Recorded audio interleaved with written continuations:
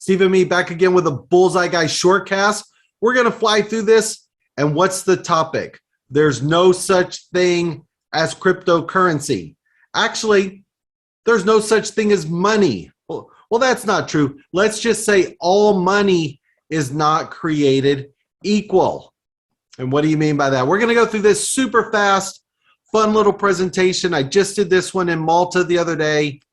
Let's see if we can get this to jump up here. Here we go.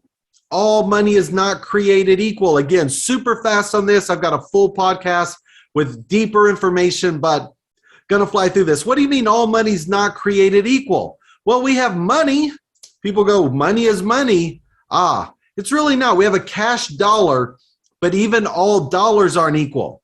Dollar, euro, lira, peso, they all fluctuate. They're different values. So all money, even money is not equal. Then we've got a debit card. Debit cards are really digital money, but they're retail, they're consumer, they're smaller transactions, different network. Then we have SWIFT, Fedwire, ACH. Again, digital, still digital money, but this is large transactions. You know, if you do a wire transfer because you're sending $50,000 or $5 million or $500 when banks are doing settlement, that's where SWIFT and Fedwire and ACH function. Not down at the debit card level. Still money, still digital, different functions. Now we've got Starbucks, gift cards. Is Starbucks money?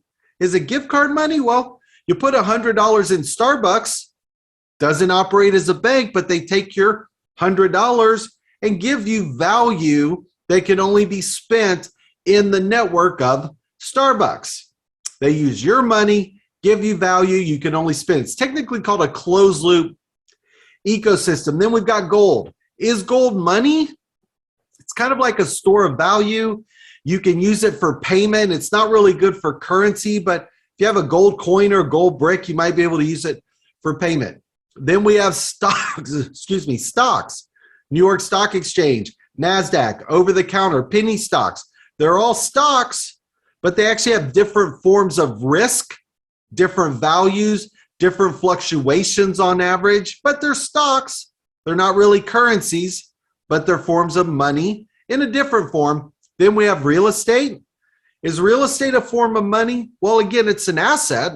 You can borrow against that asset, which might make it liquid money that you're borrowing, or you can sell it. It's a form of an asset that acts as money, but not currency necessarily for payment. Then we have art and collectibles. What does this mean? Where are we going with this? Well, let's look at cryptocurrency. Again, full podcast, I go much deeper, but this is just a quick little overlay. There's no real parallel for digital crypto for fiat money, right? Paper money and coins, but for digital debit cards, we have what are called stable coins. Tether, Tron. Banks are going to come out with their own stable coin. Then we have the central digital bank notes or central digital bank currencies. Banks and countries are all going to come out with their own digital payment and digital currency as a way to do bank settlement and bigger transactions. It will function differently than the debit card or the stable coins. Still money, just different functions. Utility tokens. Cryptocurrency has tokens.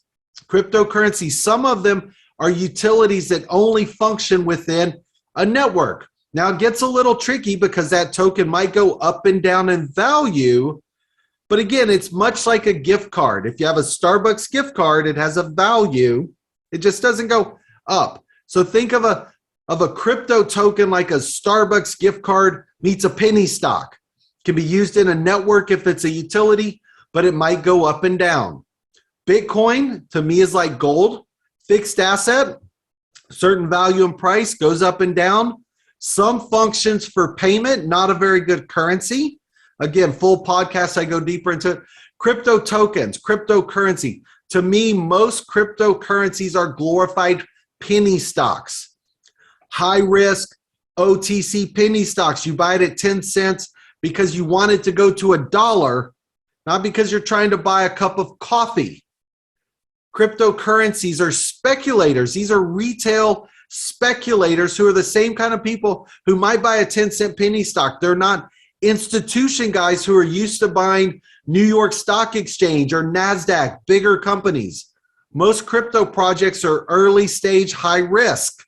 Don't compare an IPO and a big public offering to a lower penny stock, early stage company. But cryptocurrencies have different functions. Real estate, again, we could take a real estate company public using stock, or we could, quote, tokenize using digital assets. Now, that digital asset might be tied to equitable value in the property. It could actually be tied to a dividend of the revenue that it's generated, acting like a security. Still a digital asset. But that, quote, cryptocurrency performs a different function, just like money performs a different function. And now the new darling of the industry right now are NFTs, non-fungible tokens. Basically, again, a tradable asset, could go up and down much like art, has a little more liquidity because it's digital. Art's not digital, so there's some advantages to, quote, cryptocurrency, but at the end of the day, they're really all on blockchain. They're blockchain technologies that perform different functions.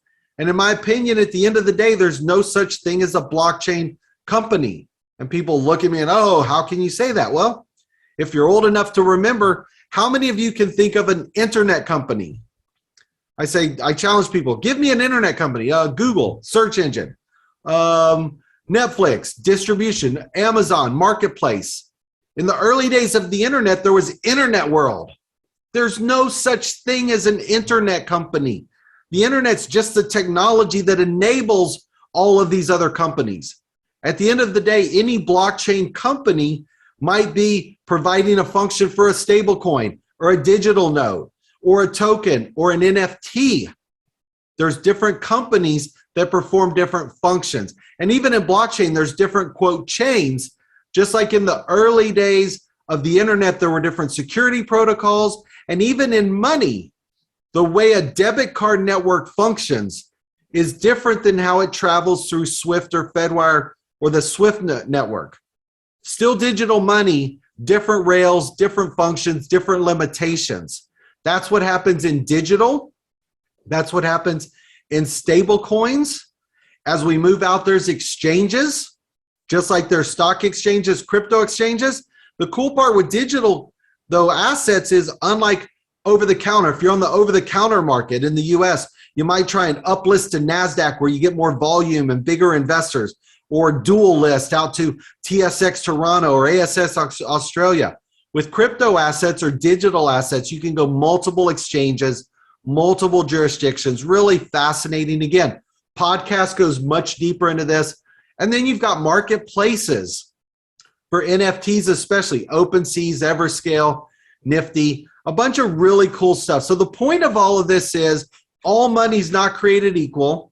No such thing as a cryptocurrency. At the end of the day, they're all digital assets or digital tokens or a digital representation that perform different functions. Really important to understand because banks are trying to, quote, regulate cryptocurrency. Banks don't regulate gold. Banks don't regulate stocks. The SEC does. They don't regulate Starbucks as a gift card. So again, the distinctions, I think, as the industry matures will really help. Podcast is out there, thebullseyeguy.com. More great information, but thanks for tuning in. As always, Steve and Meade, the Bullseye Guy. Thank you.